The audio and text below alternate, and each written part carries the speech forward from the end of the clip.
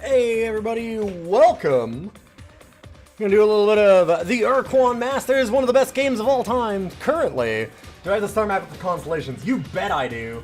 It is currently our #1 rated DOS game ever. So, yeah, no, I have Ur-Quan'd before in the past. Apologies for taking a little bit of time there. Of course, as I was going upstairs, I spilled my drink all over the floor and had to clean it up, so it took an extra like 5 minutes to get up here. Whoop. I had everything ready and then I did that and I was like, oh, son of a fuck, god, no, shit. Shit, piss. Alright, we're gonna take down that and our Dosider thing, because we're not doing Dosider today.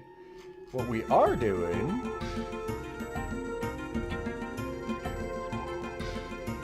is the Ur-Quan Masters. Better to still on my floor than the computer. That's true. I have my computer tucked way under my desk, so it's unlikely that would happen. I say unlikely, not impossible, because I thought it was impossible. And then I had the one day on this exact computer where I like spilled a drink, but I did the and like knocked it directly underneath my desk in such a way to get it on top of the computer.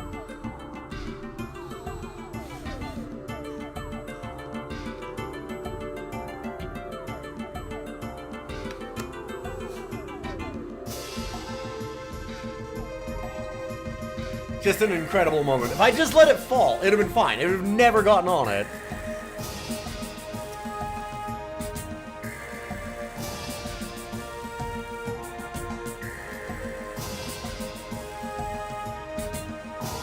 That's a little loud, right? That feels a little loud. It feels really loud.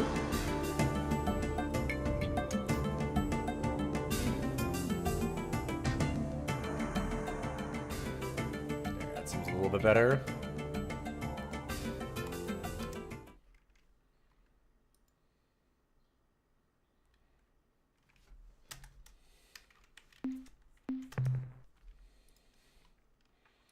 The Interstellar Fungi League presents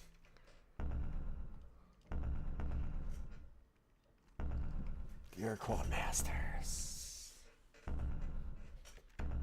Ah, what a good game.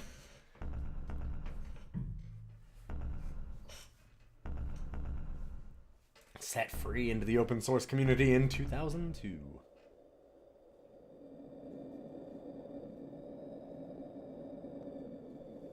All right, we're gonna watch the intro again because I wanna. Also, this music and the Ur-Quan were winning.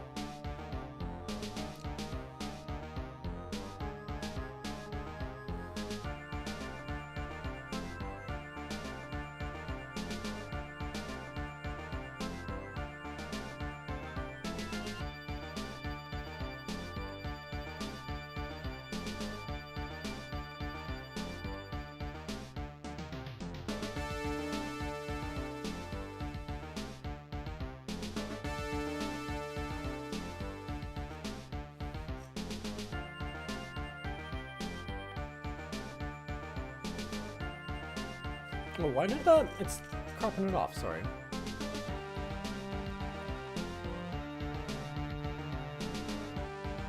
Although we could do this, which would work. I should wait, because I should be able to resize it appropriately.